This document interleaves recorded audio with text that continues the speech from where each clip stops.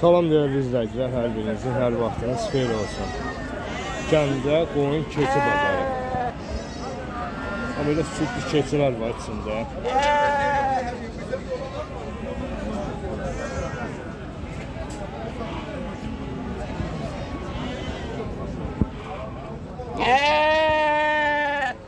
Çəpişlər var içində.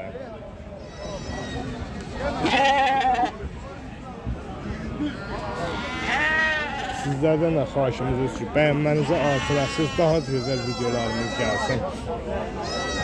Barəcədən tutmuş yetkiyə kimi nə desəniz var burada. Keçi, çəpiş, sütsüzü, belə deyək.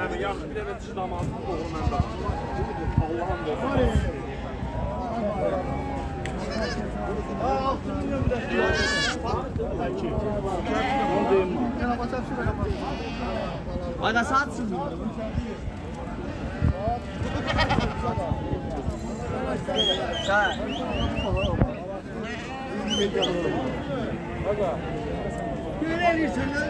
Sütlü keçi. Fariz bu neçədir Fariz? 250 manat. İçində ərəb keçisi də var. Gördüğünüz kimi.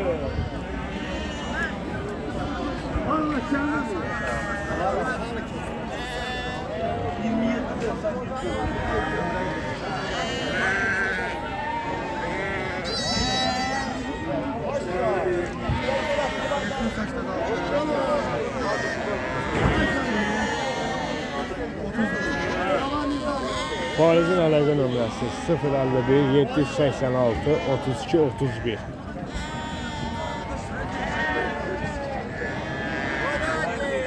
Fariz bu iki gün ən ucuz keçilər neçə ilə başlayır? En uzun fiyatı 220 manat. 220 manat. Sütlü keçilər var değil mi? Bəli. Bu nə qədər süt verir bu? O fiyatı 350 manat. 350 manat. Nə qədər süt verir bu? 2'den yukarıdır. 2'dən yuxarıdır. Allah bacanınızı versin. Deməli var, burada da çəpişlər var.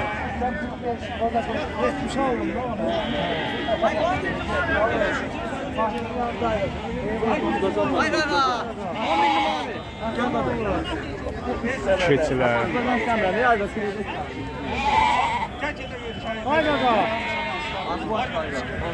Erbine zencileden onlar.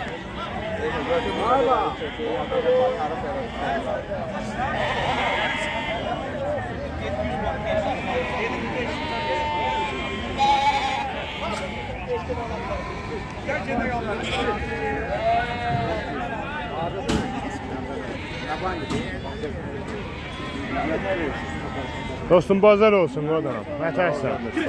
Neçə ilə dəfə keçilərimiz? Keçilər 270 manatdan. Balalıdır 270'e dedikləri. Bəli, balan yanında bax, qaymaqdır, qaymaq. Bunda çoban verəcəm, qardaş çəkə bilərsən, bax, arxını çəkə bilərsən. Bax, bu da bizim çobanımız. Bax, bu da bizim çobanımız. Onunla işim yoxdur qodanam.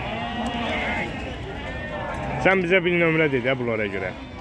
070 070 959 959 3359. 3359. 270'dən baxma belə balayla. Yekə bala ilə də, yəni Kəsliyə balayla, balaya bax.